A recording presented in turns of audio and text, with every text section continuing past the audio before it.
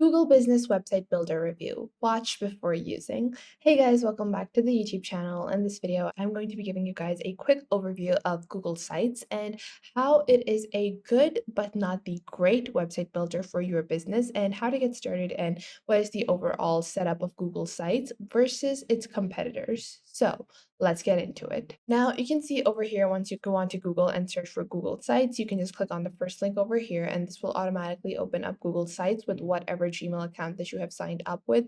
So if you have signed up with your Gmail account on your browser, you will automatically be signed up. And once you do that, you can see you have your small template gallery. And if you click on over here, you have a larger template gallery. And I'm going to give you guys a simple overview of how the setup process is. And then I'm going to talk about how it stacks up against its competitors. So these are the few templates that are available on Google Sites, and you can pick out a template. So let's just pick out a holiday party template just to show you guys what these templates really look like once they're in action and how you can get started from scratch as well.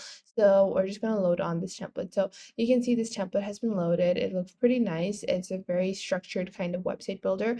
And on your right side, you have your insertion, you have the pages, and you have the themes. So from here, you can insert text boxes, images, embed different codes, and add media from your Google Drive. And then you have different types of content blocks. Then you also have collapsible groups that you can add as well. You also have table of contents. You can add image carousels, buttons, dividers, placeholders, YouTube links, calendars, maps, docs, slides, and all that other stuff. So it has like all the basic stuff. And then if you go onto your pages, you can just click on new page and then you can create a new page. So we're just going to name this sample. And now you have your new page, and then you can choose the header style. So you have three or four basic types of header styles. You have the cover, large banner, and then title only.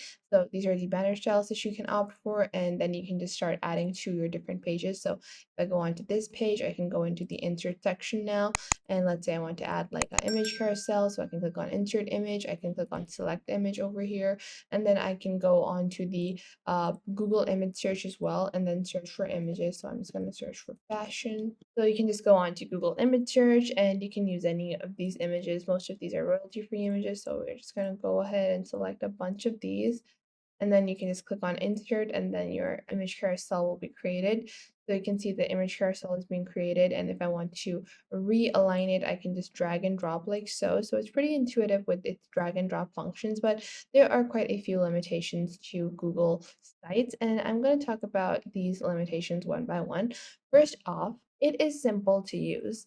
The simplicity is fantastic, but that is one of the biggest cons. Because it is so simple to use, it obviously has limitations. So you can see there is not a lot you can do with Google Sites. The overall aesthetic of Google Sites is going to be a very distinctive one because you're going to be able to distinguish the kind of blocks that you can create, the kind of code that you can add.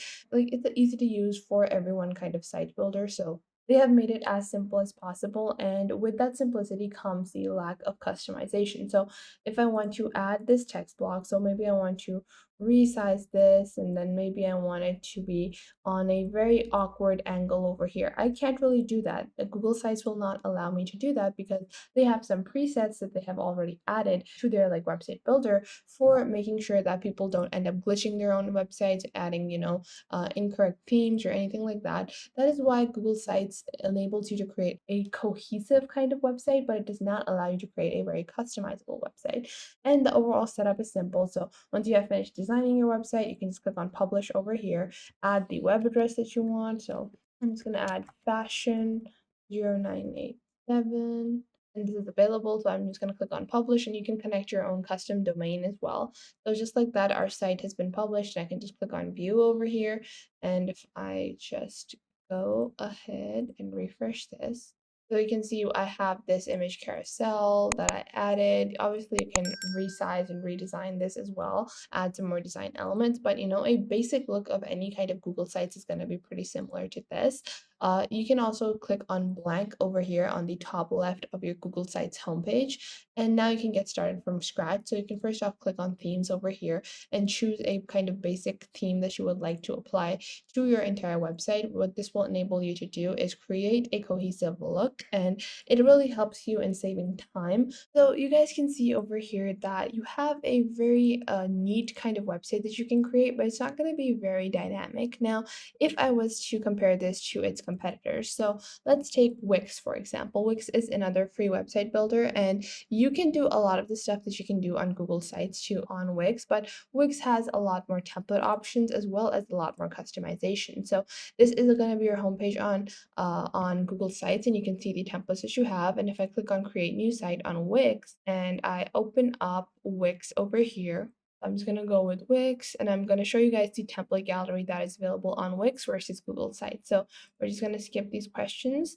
and we're going to move forward to our template gallery. And the other part about a website builder like Wix is that they ask you what kind of website you're looking to create. And what this enables you to do is that it gives you prerequisites. Like if you want to create an online store, they will already add the store functions. If you want to create a booking website, they will add the booking functions. And another great part is that Wix enables you to create a website using their ADI, which is basically their artificial intelligence, in which you only have to answer a couple of questions and then they will add or create your website for you. And then you just fill out certain information on your website to get started. But we're just going to click on edit a template to see the different templates on Wix. And now you can see there are so many different categories. There are so many niche categories and templates in all fields. So let's say if I want to create like a fashion store, now you can see there are so many store templates for fashion. If I want to pick out a business kind of template, then there are so many business templates, and all of these have a very different look. They are very customizable as well. Not only do they have a very different look on each template, but they also have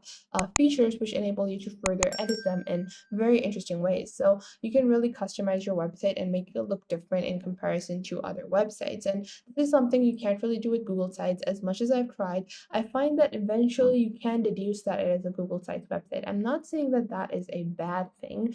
So it's all right if it looks like a Google Sites website, because Google Sites is very pretty. They have very neat and clean look. But overall, if you want customization in your website, if you want bookings, if you want to add appointment settings, if you want different integrations like Calendly, if you want to integrate your Shopify store, if you want to integrate your dropshipping store, then you definitely should go for something more like Wix, which is going to enable you to do all of those things.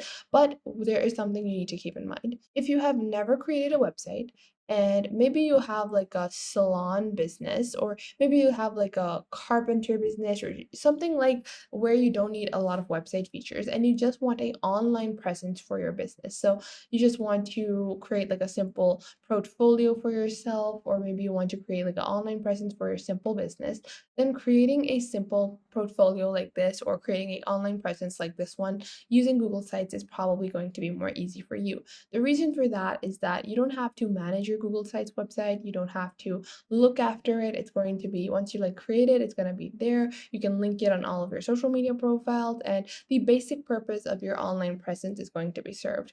But if you want integrations, like if you go onto Wix and you take a look at the different websites, so if you want to create an e-commerce store, or if you want, customization in your website, then I would recommend using Wix. And if you go onto the Wix dashboard, you can see you have so many different analytics available as well. So anything from your booking services, your subscriptions, your contacts, your marketing and SEO, analytics and reports, all of that is present in much, much more detail in comparison to Google Sites. Now, this is just a basic comparison between its competitors. Obviously, there are more website builders out there, and everyone has their own preference. Now, I don't think that in free website builders, you're going to get anything better than Google Sites or Wix, because these are simple, intuitive, and Google Sites is for beginners, while Wix is for someone that has more experience. Google Sites is for someone that doesn't need a lot of different features. If you need a lot of different features, go for Wix. I'm just giving you guys a outlook on which one you should opt for when you are choosing your own personal business website builder. So that was it for today. I hope you guys found this video helpful. Make sure to leave a like and subscribe to the YouTube channel. And if you have any questions about any website builder or which website builder you should be using for your business, leave them in the comment box down below and I will try to answer them as soon as possible. And I will catch you guys in the next video.